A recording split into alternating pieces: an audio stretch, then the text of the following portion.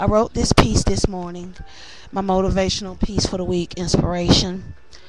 If you can hear the music, it is Chris Rice from the Deep Enough to Dream CD and Run the Earth, Watch the Sky CD. I love those two. I'm a big fan of Christian rock. I wrote this about 8 this morning. It been sitting on my mind since about 5 or 6, but I finally wrote it down. It's just basically about experiencing life, and that each experience teaches you how to better yourself. Everyone has talents and skills that they pass on to others, whether taught or observed. However, there are some things that cannot be taught. They have to physically and mentally experience them. I'm a poet. I've been writing 13, 14 years. I cannot teach others how to write. Poetry has to come from within. I write based on my reality, my experiences, my thoughts. I write about me. See, life overall is an experience. Each experience within the experience is customized to you, for you, only you. No one can experience life like you. Others can empathize or sympathize, but it wasn't there in your mind, your body. Each experience teaches us what to do or what not to do. With experience, obviously, comes knowledge and wisdom. So life is a constant learning process that everyone faces. We graduate level to level, hoping to get a master's degree, but we still feel like freshmen in high school. Herpes was an experience that some of us had to face. Same disease, but handled it differently. Some went in shock, denial, repression, projection. Some did research, studied it.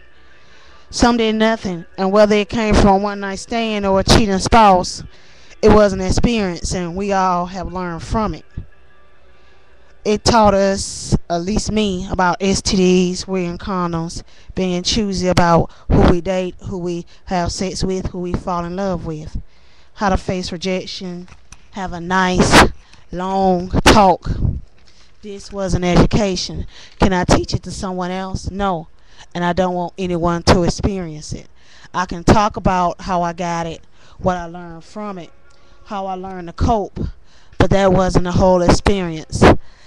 They had to be there, mind and body. How did I feel? How did I react? What would have happened if I didn't get married, if I didn't move to Georgia, if I stayed a virgin? I don't know what would have happened if.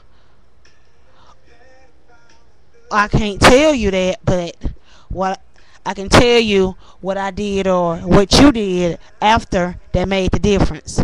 Did I accept it for what it is? Did I see the blessings through the curse? Or am I still living in denial, hiding, afraid folks will find out? True acceptance don't mean you gotta go running down the streets, shout, crying, eureka. True acceptance comes from within. When you can say, yes, I got herpes, with confidence. When you can stick and go to that store and refill that Valtrex prescription without worrying about whether or not the pharmacist is going to tell everybody that you feeling this. When you can face the one that gave it to you.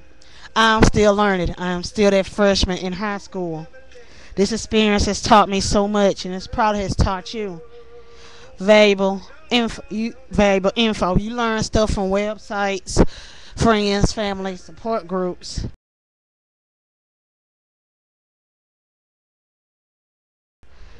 You can't know when you can't observe it. Valuable lessons come from life experience. I seek out the ones who had it longer than 10 years so I can learn from them, especially when 10 years ago I wasn't even having sex, let alone knew what an STD was except for HIV. I want to learn from their experience, their knowledge, their wisdom, but it isn't enough. Everything else has to come from me, from within. Self-esteem, self-knowledge, self-worth, self-growth all starts with me.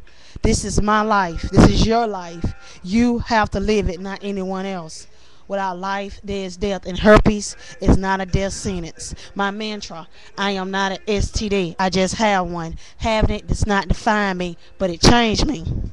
It changed you. We are not alone in this, though it may seem like it. We don't have to live in denial, especially denial of self. Once we start lying to ourselves, that's it.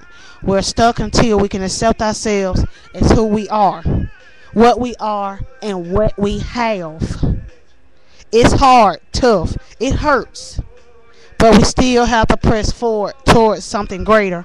Can't let it defeat us, defeat our purpose in living, holding us back. Instead, we need to be using our weaknesses, our disabilities, our illnesses, our viruses to help us grow, to strengthen us, to help others. HSV, genital herpes, 437-737, the gift, however you want to call it. It is an experience. Now let it transform you, mind, body, soul.